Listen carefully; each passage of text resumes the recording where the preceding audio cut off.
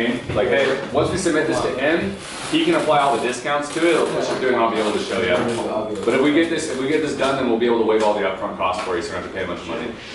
It's a little bit more smooth to get back into it. I would say what you did really good too was using his name. So you just kept saying Lamont. I felt that.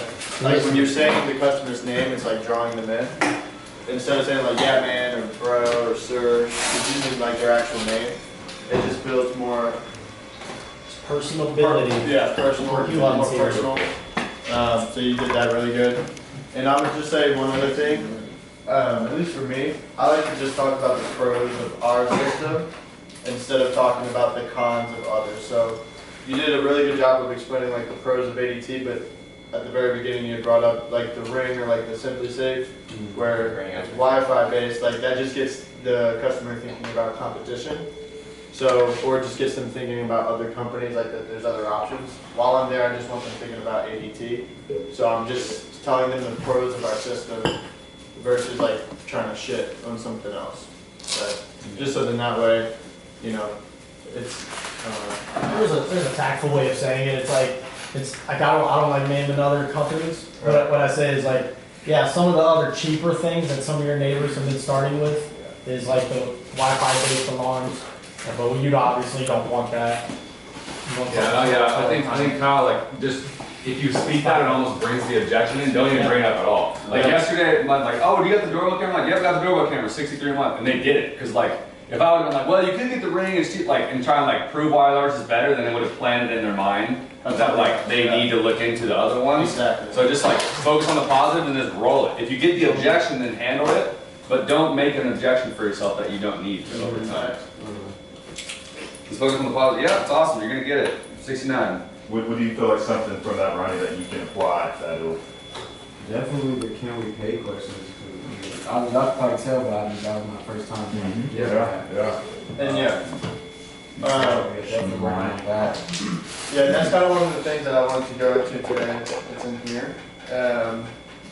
More or less like utilizing the tools that we have. So whether it's the keynote, the pictures, the videos, the Can We Pay survey, just utilizing the things that we have around us and putting them into place and putting them into action. I feel like we have all of these nice things, like even like something that we haven't utilized as much as we should have is like the training, the Lightspeed Safe Streets training thing. Even like in the meeting or just like in our personal time. Like utilizing all of those tools and different things that we have because we can always constantly be getting better and better and better. So I think just utilizing it. Obviously, like just reading it over isn't very effective. I think it's something that you have to practice, repetition, just keep doing it over and over until you have it solidified to where it almost just becomes like a natural part of you and becomes like a natural part of your process. So then that way you can get it in and you know how to do it naturally, right? Because like the first time anybody does something, they're not going to be good at it, right? You got to keep working at it and keep doing it. So we'll just kind of dive into where we left off from yesterday. So 5 steps in the process. 1 is having impact, being aware and alert. Pay attention to their signs, stickers, flags, grass, garden. It helps you identify your customer. Looking on the back of their truck, if they have a NRA, National Rifle sticker, if they have like a racing sticker, if they have anything like that, or like, oh yeah, and then you can kind of make it almost like a game where you start connecting the dots, where it's like, oh yeah, like Bob down the street, I saw he had the blah, blah, blah. You know Bob? Oh, okay, cool, yeah, they've been here. And then you kind of like start tying everything together, and what that does is just help you build credibility. I think another thing that's super important is, like I was saying earlier, like the customer, in order for them to absorb the information that we're talking about, they have to, 1, hear it, 2, read it, write it, and say it. Okay, so when they hear it, because we're talking to them, they're reading it off of your iPad, they're typing in their answers for the survey, and then they're also voicing their answers too. That's a lot more effective than if we were just the ones talking the entire time. Okay? Why is that more effective? Why is that more effective? Because the customer, huh? I'm just playing the idiot. Yeah, devil's advocate. Yeah. Yeah. So the way the reason that that's more effective is like, and I do it all the time. Like when I'm in here and I'm just listening to somebody pitch, like I zone out. I'll zone out all the time. Even when I'm playing customer, if someone's like not being effective and showing me everything. Engaging. And it's the exact same thing with the customers. They'll just start zoning out, just thinking about their work or something else, and then that's when they're like, oh, well, this isn't like a great time for me. It's because they're starting to just like dive off into outer space and start zoning out, right? So a good way for you to keep them like engaged, asking them questions, keep them engaged, showing them different videos, different slides. Lots of times I'll hand my customers my iPad and then just let them play around on their keynote like they're a kid. And then I'm just talking to them and asking them questions while they're like playing around. It's almost like, you know, it's like a fidget tool for them to keep them like calm. I want to add like a little bit into that. There's just a study that was done that we have such short attention spans nowadays that normally after about 8 or 12 seconds of me talking, you'll zone out. And so our job when we get to the doorstep is we're pitching and we're telling them what we do.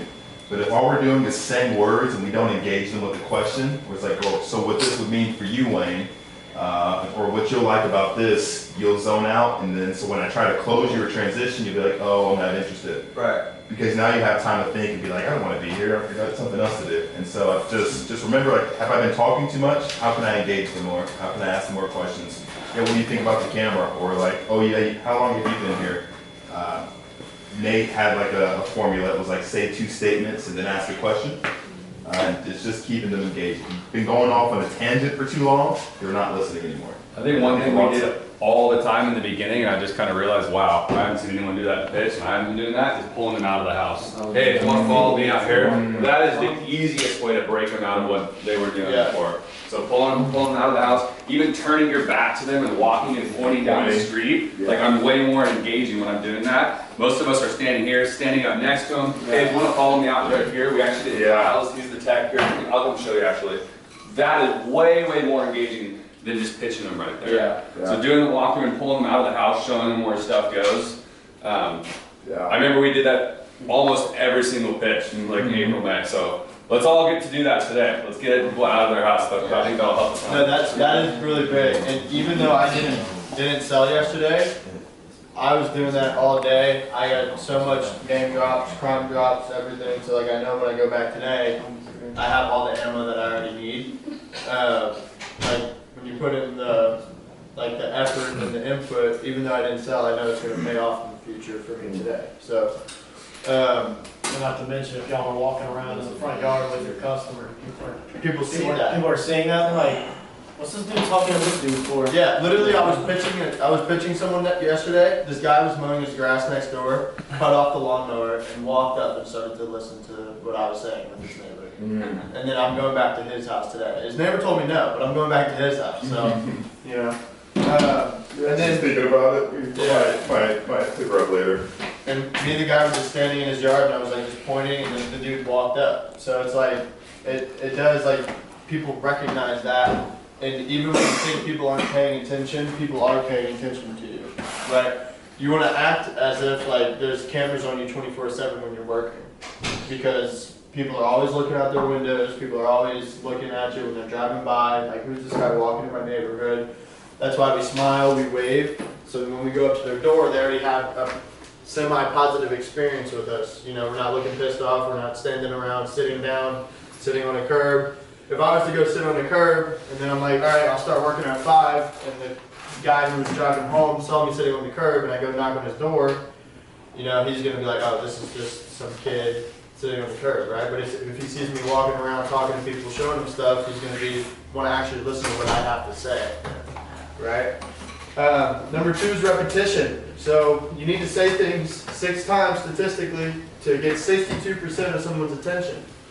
So a lot of times, and I do it a lot in my pitch, I'll repeat what I said before, and I'll say it over and over and over and over, right? I might change up the words slightly differently, but I'm translating the exact same message, right?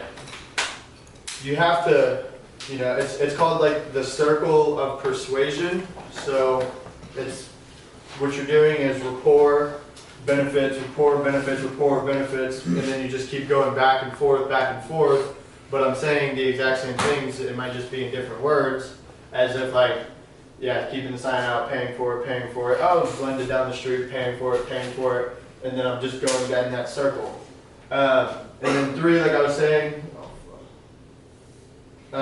utilize your pictures, your videos, your keynotes, training platform, vets trainings. Obviously now we have this, so we can really start to dive into like this like the minds of all the guys at the top, which is super cool. You guys do this tonight, yeah? Yeah, I'm gonna do it tonight. Nice. So that way you guys can like, and the biggest thing, and even right now, like Brian's videoing. We've said it a million times. If you go look on the YouTube, there's like 1 view, 2 views, 3 views. There's 20 of us, right? People, like, if you hear something good like what we're talking about, even if it's Nate's training from last week, we have trainings from the entire summer. So you can go back and watch all of these things that we're saying, because me telling you this right now, it's not going to stick. But if you go back and you watch it again and then you take notes, like I think you have to. Yeah, I have to say it 6 times, and I don't have enough time for that. But yeah, if you take notes, go back and listen, and implement it and like practice it, that's going to stick a lot better. And 4 would be internalize. So take the things you utilize and internalize them to where it becomes a natural part of you. Perfect practice makes perfect, so make sure when you do practice, you're doing it right. So if you're practicing your transitions, treat it as if it was a real customer. And the person who's playing the customer needs to also act like a customer, not your friend who's just going to let you in. Yeah. When you say like 1 or 2 words right. Yeah. So when you are practicing or when you're doing anything, obviously you want to make sure that you're doing it to the best of your ability. Because in a real scenario, the customer's not going to be like, oh, well, he said you want me to take off my shoes, so I'm going to let him in now. It's a lot different in the real world than it is in here. And then 5 is just to reinforce. So reinforce everything. We do better or worse, there's no neutral. So keep practicing. And then this is kind of like a thing. So like practice leads to certainty. Certainty leads to confidence. Confidence leads to your results. Results lead to your growth. And your growth leads to who you become. Right? So it all starts here at practice. And then at the end, you see the growth. Right? Now you can't skip any parts of this process. Because if you don't practice, you're not going to be certain about what you're doing. You're not going to...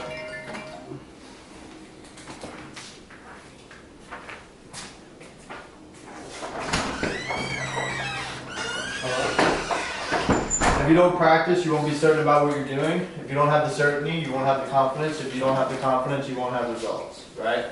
So the practice leads to the certainty leads to the confidence leads to the results leads to your growth, okay? I think what is important too, like even though I didn't sell yesterday, I got in the van, I was happy, you know, and I know today is going to be different, but don't tie your success to the number of sales. Your success is defined by your effort and your input. If you go out every single day and give your best effort and input, the sales will come naturally. There's a lot of things that are out of our control when we're on the doors. The biggest thing the hardest thing in our job is timing, right? We don't know when people are getting off of work. We don't know what they're doing when they get home, if they have to bring their kids to baseball, if they have dinner, this or that. Like there's a lot of things that are out of our control. What we can control is our effort and our input. Like I don't know when I'm out there if I'm gonna go down this street. I don't know if I'm gonna go down this street. It might be a bad time to go down this street, but I don't know that. I just know when I go down that street, if I give my maximum effort and input, I know that I'll be okay. Come on. Do you have a way, this is me personally, I feel like sometimes every door I get off of, I critique myself of what I've done right and wrong. And that's a good thing, but sometimes it's not a good thing, because it's like, you're not sure if there was anything you could have done, or maybe if you said this one little word, and tweaked it differently. How do you like overcome that? Or how does so I think what's super important, and I kind of touched on it yesterday, but self-talk and affirmation, I think big thing that we do is we're like, oh, I should have said this. Oh, I should have said this. But if you focus on what you did right at that door and you carry the positive momentum into the next door, like, I did a really good job of breaking the ice there. Or I did a really good job of taking somebody who wasn't interested at all and got them all the way to price drop. and got them all the way to getting in their house.